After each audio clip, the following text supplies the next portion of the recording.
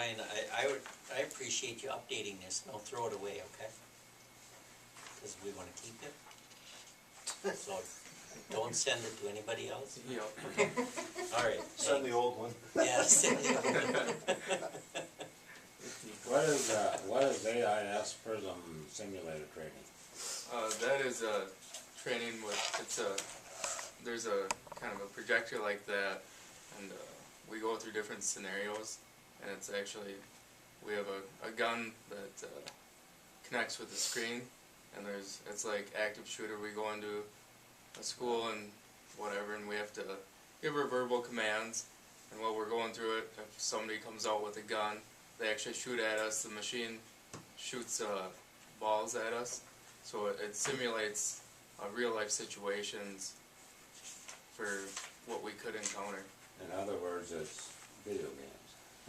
Oh, It's very similar. it's very real life. It's projected onto a large screen, and it could be anything from a deadly force situation to just the officer interacting.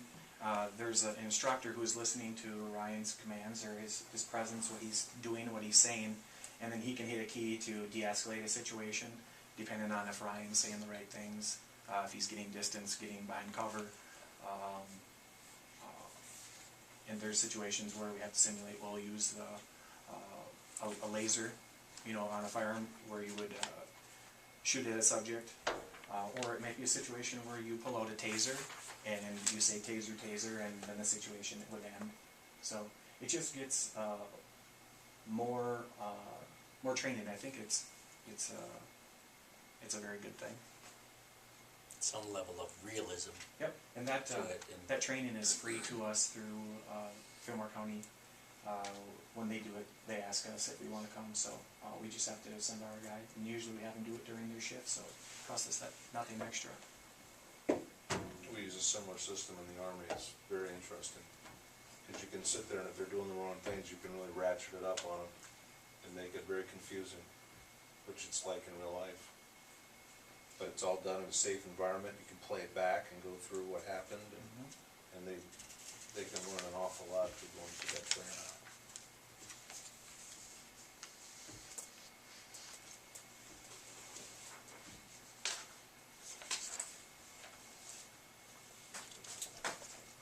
Any more questions from council? So, how many people have applied? I think I read one where, That's the next, we'll talk about that in 8P. okay.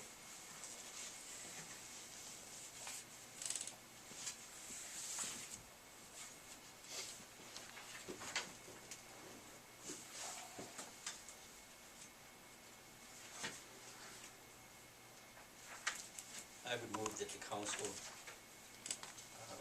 accepts the recommendation of the Labor Management Committee and appoints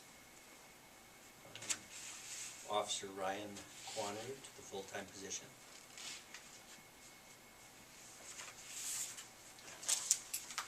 Seconded? Motion by Mr. Bunky, second by Mr. Dahl. Any more questions or comments? On the thing that you got last time, it spelled out that he would be starting at grade 6, step 1, plus benefits, according to the bargaining unit contract. So if we put that into Yes. Yep. put that grade and step in there. Yep, that's fine.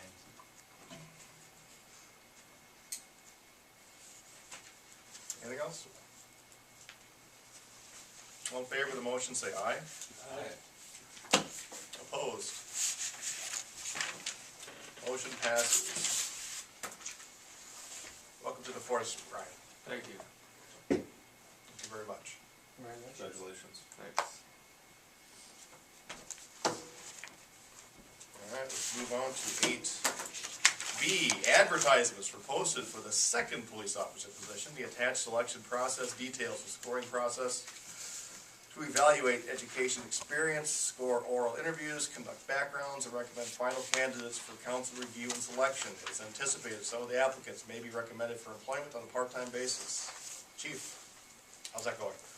I just talked with Kathy today, and I think we've gotten approximately 10 very different and diversified applicants, so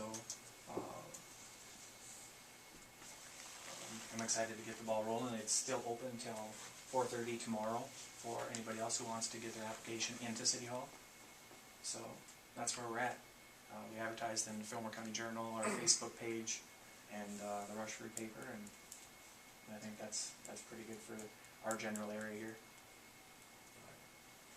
When you say council meets with top 2 or 3, are you suggesting entire council, or are you suggesting the labor management? It could be a labor management, you know, whatever we feel, you guys feel would work best. Labor management would be best for us. Well, that's more like tonight. It would be You know, towards this. it'd be more like what tonight is, where your group has already made the decision of who you'd like to recommend. Okay. Yeah, and then you know, like you're meeting with Ryan tonight, you would meet these 2 or 3 other people, because some of them are gonna be recommended to be part-timers too, probably. Would that work if you guys wanted to meet with a couple or 3? Well, we need to score. Yep. And we need to do the oral interviews. So that would be a labor management process. Then that recommendation would get narrowed down to 2 or 3.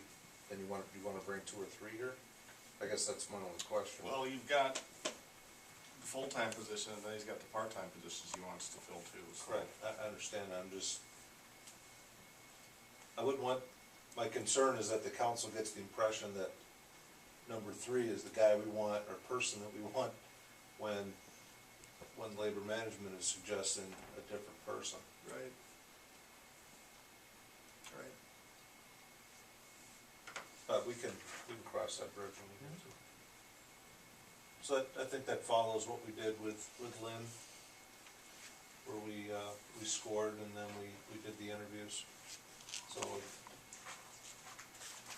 if the mayor and Councilmember Bunky are up for that sort of process, we'll get some dates, times put together and I we have can meet. asked a business member if he wanted to be part of the oral interviews and the score also. I asked Brad Hoynes and he said that he would just give him some dates and times. Okay. In the past, we've asked other officers, you know, from another agency to help with that, and even someone from social services. I talked to someone from social services that would like to help, and someone from the DNR, Mitch Boyman, said he would help us too, if that would work. Is that fine? The scoring part can be done all internally though, to get you to the To get to that top point. people that you want to interview. Right. And then you can bring in the other people. Yeah, Sound good? seems reasonable, yeah.